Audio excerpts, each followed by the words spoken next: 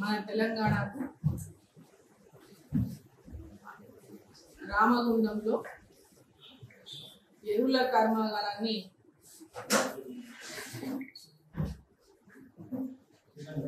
Open చేయడానికి రాబోతున్నారు. So ఈ సందర్భంగా రైతులందరూ కూడా దేశవ్యాప్తంగా 5 ఎరువుల కర్మాగారాలను ఓపెన్ చేసింది.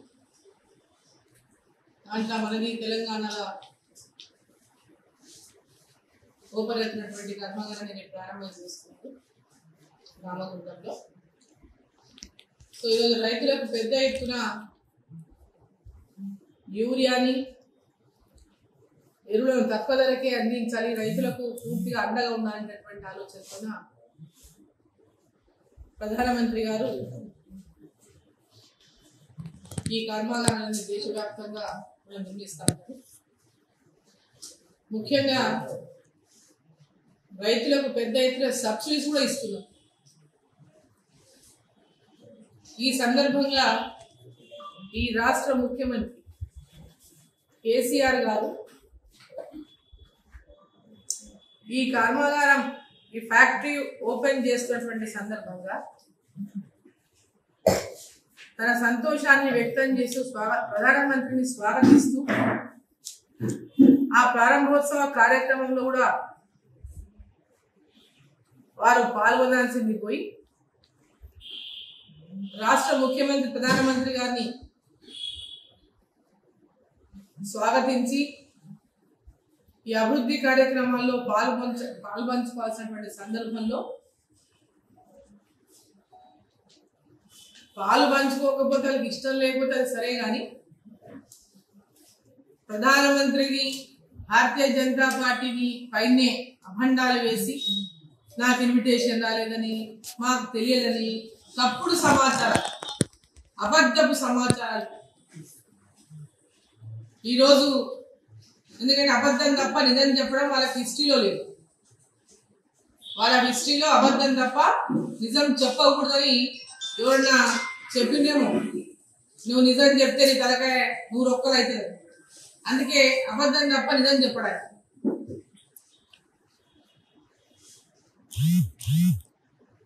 ఈరోజు ప్రధానమంత్రి గారిని ఫేస్ చేసేటటువంటి ధైర్యం లేక ఈ ముఖ్యమంత్రి, ఎందుకంటే గతంలో తన నోటితోనే ప్రధానమంత్రి గారిని ఏ విధంగా మెచ్చుకుందో మనం చూసినాం.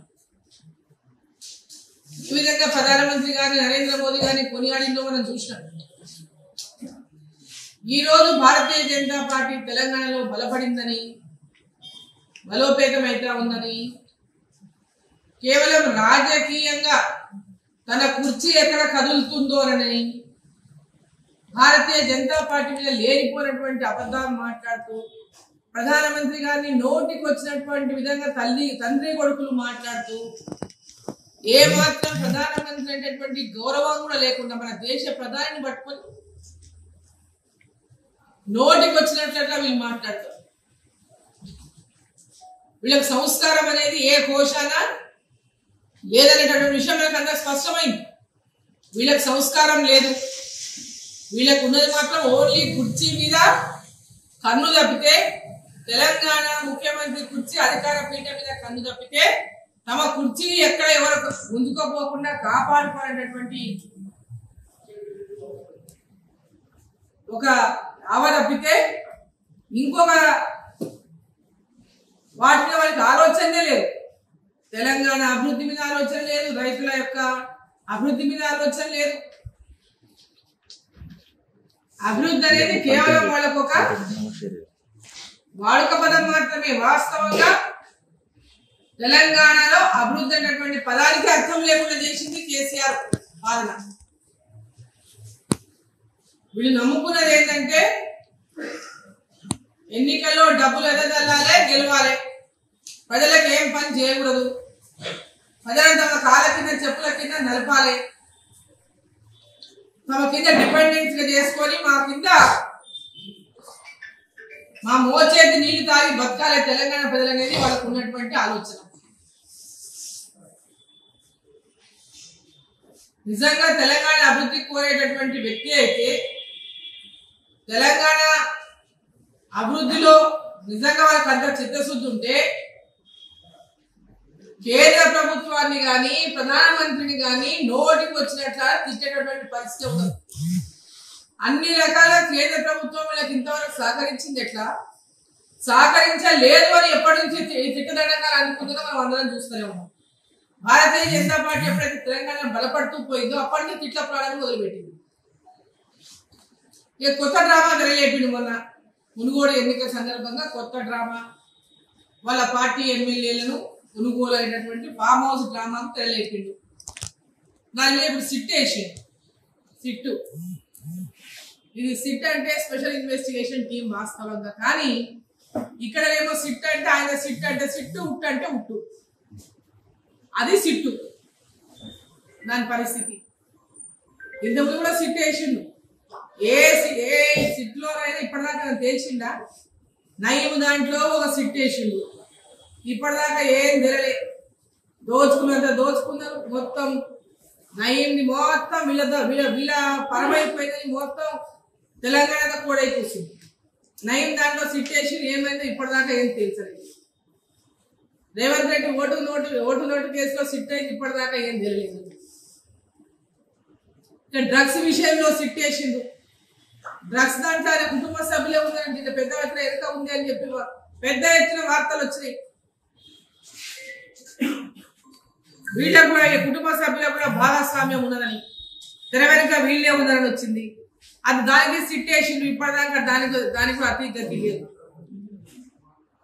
ఈరోజు సిట్ అనేది వీళ్ళకి ఇష్టం. వీళ్ళకి అంటే వీళ్ళు ఏం రిపోర్ట్ రాయమంటే సిట్ ఆ రిపోర్ట్ రాయాలి.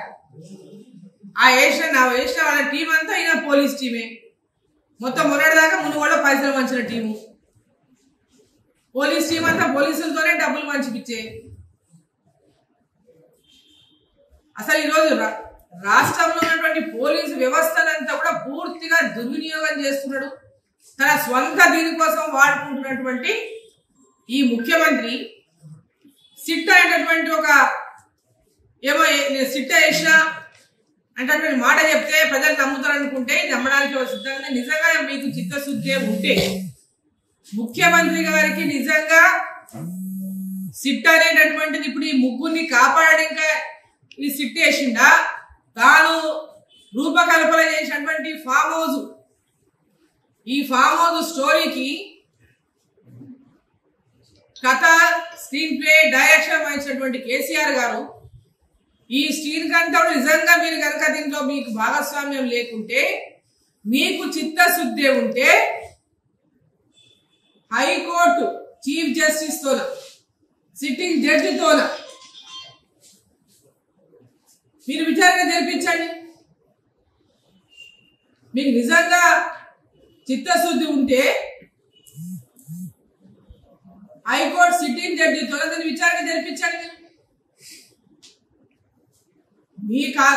మీరు చేసిందంతా కూడా మీరు చెప్పిన స్టోరీనే రైట్ అనిపించే విధంగా మీరు కావాల్సిన దాంట్లో వేసుకొని తెలంగాణ పోలీసుల మీద ఎవరికైనా నమ్మకం ఉన్నదా? అసలు తెలంగాణ పోలీసులు అంటే మొత్తం కేసీఆర్ దగ్గర ఆయన సిట్ అంటే సిట్టు, ఉట్టు అంటే ఉట్టు. వాళ్ళ ద్వారా సిట్ వేస్తే ఏమవుతుందండి? ఆయన ఏం రిపోర్ట్ ఇవ్వమంటే ఆ రిపోర్ట్ ఇస్తారు. కేసీఆర్ గారు ప్రగతి భవన్లకు వెళ్ళో ఫామ్ హౌస్లకు వెళ్ళో ఒక రిపోర్ట్ రాసి పంపిస్తుంటే దానికి సంతకాలు పెట్టాలి.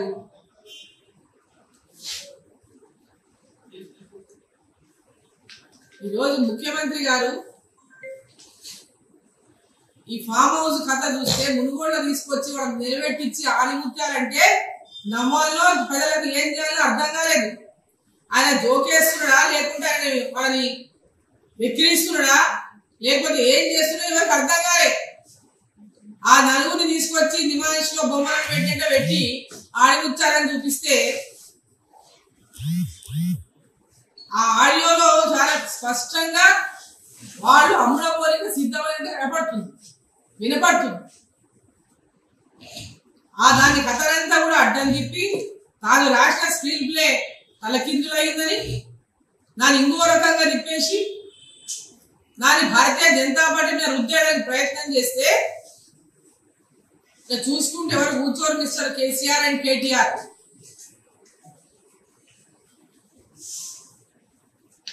మీకు ఏ మాత్రం చిత్తశుద్ధి ఉన్నా, ఏ మాత్రమైనా ఈ కేసులో మీరు చేసినటువంటి ఈ ఫామ్ హౌస్ తతంగం అంతా కూడా, ఈ డ్రామా అంతా కూడా మీరు నడిపిన డ్రామా అని చెప్పి ఇంకా ఒప్పుకోండి. ఎందుకు ఇంకా ఈ డ్రామాలు అందరికి అర్థమైంది, తెలంగాణ ప్రజలకు మొత్తం అర్థమైంది ఈ డ్రామా అంతా మీరు నడిపిందని. ఈ స్టోరీకి స్క్రీన్ పై డైరెక్షన్ కేసీఆర్ దగ్గర అర్థమైంది.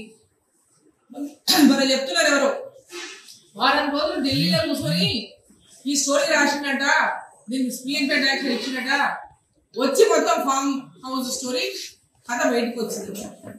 ఆయన ఎలక్షన్ లో వారం రోజులు ఢిల్లీలో ఉంది, వారం రోజులు ఢిల్లీలో కూర్చొని ఇదే పెట్టినట్టున్నాడు, ఇదే కథలే. వారం రోజులు ఢిల్లీలో కూర్చొని ఆయన చేసినటువంటి తతంగం ఏంటంటే ఈ యొక్క ఫామ్ హౌస్ కు, ఈ ఫామ్ హౌస్ తతంగానికి స్టోరీ రాసుకొని వచ్చినట్టు.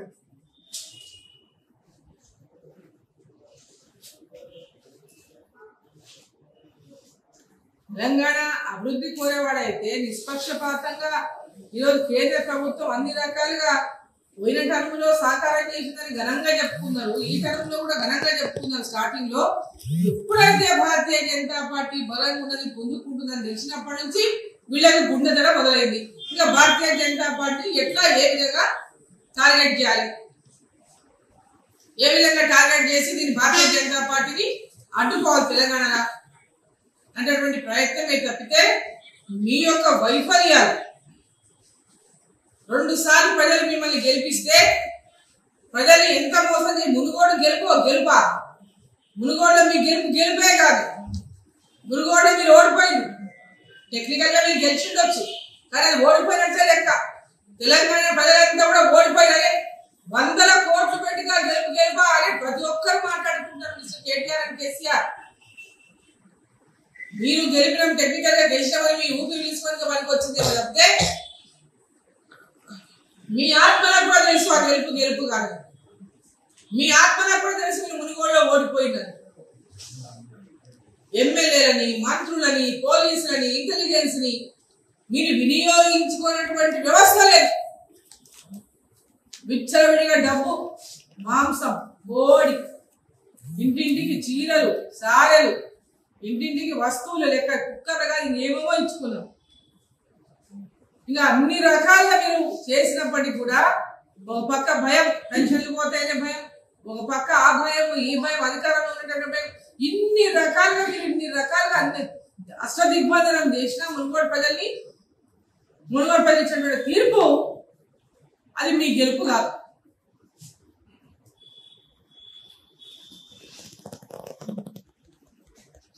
ముఖ్యమంత్రి గారి రాష్ట్రం యొక్క అభివృద్ధి కోరేటటువంటి వ్యక్తి కాదు, కేవలం తన అభివృద్ధి కోరుకునేటటువంటి వ్యక్తి మాత్రమే. తన అభివృద్ధి, తన కుటుంబ అభివృద్ధి మాత్రమే కోరుకునేటువంటి వ్యక్తి మాత్రమే. ఒక కుటుంబ పాలన కొనసాగిస్తున్నటువంటి రాష్ట్రంలో కేవలం తమ కుటుంబం మాత్రమే బాగుపడాలని కోరుకుంటున్నటువంటి కేసీఆర్ గారు తెలంగాణ ప్రజల యొక్క అభివృద్ధిని కానీ, తెలంగాణ ప్రాంత అభివృద్ధిని కానీ పూర్తిగా అణచివేసినటువంటి కేసీఆర్ గారు ఈరోజు కేంద్రంలో ఉన్నటువంటి ప్రభుత్వం, నరేంద్ర మోదీ గారి ప్రభుత్వం, ఈ దేశ ప్రధాని నరేంద్ర మోదీ గారు మన రాష్ట్రంలో మరి ఎరువుల ఫ్యాక్టరీని ఓపెన్ చేస్తుంటే మీకు ఎందుకు అంత కష్టం అవుతుందని చెప్పి నేను ప్రశ్నిస్తున్నా.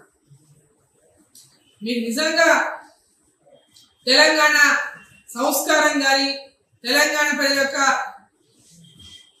వాళ్ళు ఇచ్చినటువంటి గౌరవం కానీ మీకు ఏమాత్రం సోయి ఉన్నా మీరు తగు విధంగా గౌరవించండి. ప్రధానమంత్రి రాష్ట్రాన్ని గౌరవించండి. ప్రధానమంత్రిగా ఈ రాష్ట్రానికి ఆయన చేయాలనుకున్నటువంటి అభివృద్ధి పనులకు స్వాగతించండి. అంతే తప్ప మేము నల్ల జెండాలు చూపిస్తాం, ఎర్ర జెండాలు చూపిస్తారు. మీరు మన మునుగోడులోనే అర్థమైపోయింది ఎర్ర జెండాలతో ఏకమైనప్పుడే.